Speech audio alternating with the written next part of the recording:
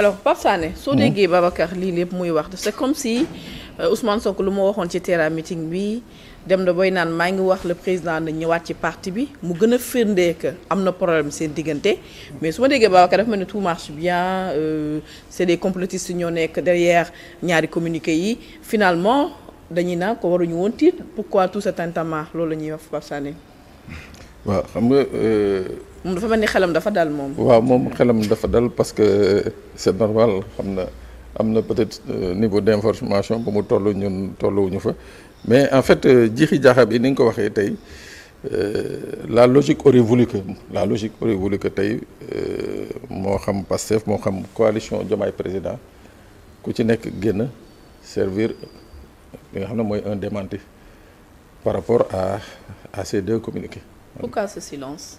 waaw c'est justement silence boobu nag assourdissant moo nekk di jur justement toutes sortes de supputations dans la tête des Sénégalais mais bon on peut dire qu'il n'y a pas de fumée sans feu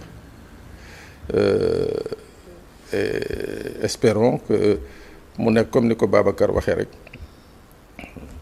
les résultats de cet altruisme qui font que mu am d'autres velléités yi nga xam ne peut-être insoupçonnées et insoupçonnables yi nga xam ne qui manœuvre c'est pas à écarter mais ma dellu si waat ci wax rek ni que le communiqué bi nga xam ne moom mooy bu coalition Diomaye président man ci groupe bi ma ko fekk c'est le groupe des leaders waaw donc ça veut dire que quelque part jàpp naa ni que kii ko fa dugal ba message bi laa nekk di xool bi mu partagé ni que effectivement voilà am na la confiance du président jàpp naa ni que loolu dañ ko war a gën a creuser xam pourquoi parce que sànq maa ngi poser la question ma ne bon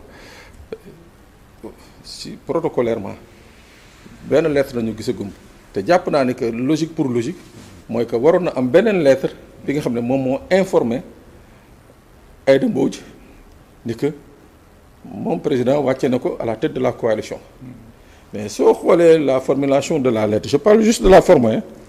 ci forme même lettre bi moo informé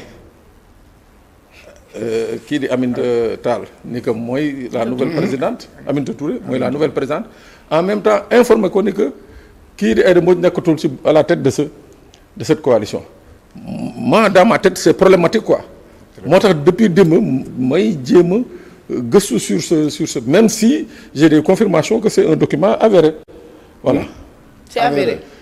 Non c'est un document non c'est un document c'est-à-dire enfin quand je dis c'est un document avéré des personnes yi nga xam ne ñu ngi ci coalition bi am accès à ce groupe m'ont dit que effectivement ñoom ils ont partagé ce document. mais bu ñu sukkandikoo sax ci la xewoon fay ca Terra meeting bi Ousmane Sonko avait déjà annoncé les couleurs parce que mi ngi naan am nañu ay information ni dañoo am ku ñu bëgg a jiital pour mu jiite la coalition mais ñu duñ ko nangu Aïda Mbodj reste et demeure la seule coordonnatrice ça veut dire que moom il était bien avant au courant avant lii di am moom yëgoon na ko. non c'est sûr il a dit lors du meeting coïncidence ou pas il l'avait dit am na mais en tout cas tey on a les Sénégalais ñu ñëpp muy la presse muy le Sénégalais lambda ku ci nekk bëgg nga tu veux être édifié par rapport justement à ces deux documents là parce que moment bi nga xam ne moom nañu génne quand même y a une. ay 2 heures du matin. ah ay 2 heures du matin. waaw. non bien avant bu waa Pastef waaw mooy 2 heures. waaw parce que justement parce que man bu Pastef bi jàpp naa ne que. connaissant bien la stratégie de communication de Pastef duñ doon xaar ba 2 heures du matin di génne un communiqué bi nga xam ne qui serait pas traité par la presse mooy maanaam on laissait. après libre cours au premier communiqué ñu traité ko dans la presse xaw ma ndax comprendre nga.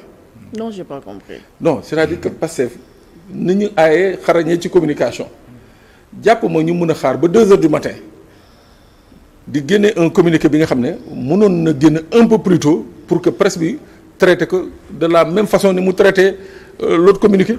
mais décision bu toll nii Pape. instance bi nga xam ne moom la Pastef mujjee teg lu mel nii bu amee instance boobu mooy délibéré ci lu demee du bureau bi mooy délibéré amul benn instance supérieure bu ñu ko rey. si. est-ce que moom moo de wax c'est-à-dire dans la forme tout porte à croire que c'est un fake. orchestré par qui? non par qui mun nga ko bañ a identifier mais l'absence de réponse mun na nekk tamit ñu ngi xool ñoom ab kan moo généré la première fois le courrier parce que bu fekkee ne tel est le cas mooy am na lu xew am na certainement loo xam ne foofu ci wàllu droit ça pose problème. En tout cas ñu ngi jot information que le président Diomaye ak le président Sonko waxtaan nañu.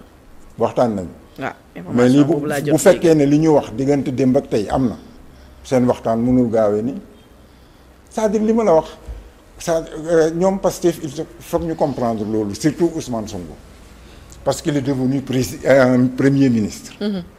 xam nga quand tu deviens premier ministre nga nekk responsable d'une entité politique dédoublement bi day jafe mais booy wax ñi lay déglu dañu am ay équipes yoo xam ne dañuy analyser sa discours dans ton discours dina am ay lignes de faille yu fay génn ligne de faille yooyu ñoom ca la ñuy liggéey la ñuy toggee seen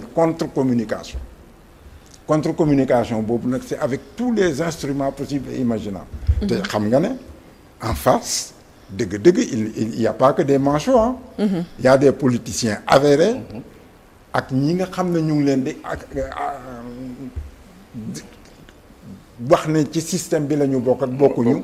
ñooñu te kooku état boo dem ci àddina dafa am l'état profond. waaw loolu. muy Amérique loolu naan le deep state. deep state kooku mënoo koo bañ ci réew. ñooñu dañu am seeni intérêt. seeni intérêt bu fekkee ne yow yaay seen blocage. ils feront tout. exactement pour nasaxal la ñàkkal la fayda. def loolu ay mbir yoo xam ne donc lu Ousmane wax moom na ko wóor ne gars yi dinañ ko segg.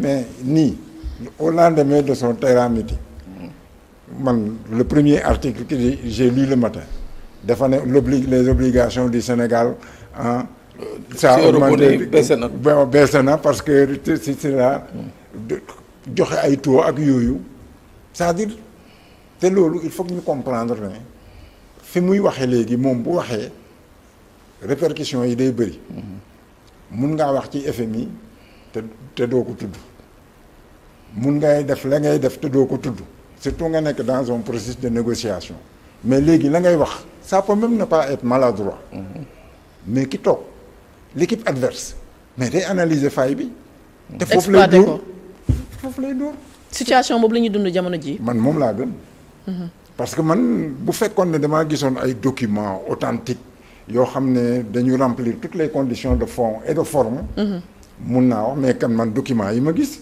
man duma ci dóor suma doom su ma xëyoon tey gis ñu bindu c'est très léger trop léger même man d'ailleurs je me pose gis nga bi ma ko madame waxee ma ne ko lii réseaux sociaux yi ñooy wax mais je pense qu'un média sérieux du ko traité ni ñu koy traité nii après quand j'ai vu dans certains médias ma ne kon on a un problème au Sénégal il faut que ñu xoolaat suñu bopp ñun aussi am na ci suñu part de responsabilité ah oui il le faut parce que la vérification de la source de l'information loolu moo loolu lay njëkk en première année lañ la koy jàngal loolu c'est-à-dire que xam nga quand l'hypothèse est yow bu fekkee ne hypothèse bi ngay liggéeyee l'hypothèse est fausse mais yow nga considère ne c'est une hypothèse vraie nit ki raisonnement bu mu def day normal c'est ça c'est donc psychologique yow boo bëggee dajji demal ci à la base te fii la base l'effet générateur mooy on a produit un document supposé signé par Diomaye qui nous parle mais qui nous parle avec de petites erreurs yoo xam ne à la limite xanaa dafa laqatu woon di ko bind quelque part parce que ay dëmbooj ñun ñëpp xam nañ ne buñ koy rappel ay assemblée ak feneen la ñu bëri ña xam ne foofu ay mais dans ce cas aussi équipe de com ban bu je vais pas de bu waa Pastef réponse bi yaa ngi waxtu boobu c'est fake news mais kan moo waroon génn éclaircir wala ñoom ñëpp aussi ñun ñëpp a yem ñun ñëpp du il fallait ñu def aussi break observer logiquement am na ay enquêtes logiquement laa wax man fii ma yaakaar ne état di doxe comme lii am na te xam nañ ni liñ ci jublu nekkul jàmm pour réew mi la preuve nee nga am na ñu bëri ñoo xam. waaw d'après nos sources. ils étaient vraiment affectés. ah oui oui. te man sax yàlla xam na ne. avant may ñëw fii am na ñoo xam ne woo nañ ma. def ma main libre ma wax ak ñoom après day mel ni da nga leen di defal. si boo waxee sax seen xel day dal. tellement nit ñi. mais loolu affaire dafa jàpp loolu rek day wane.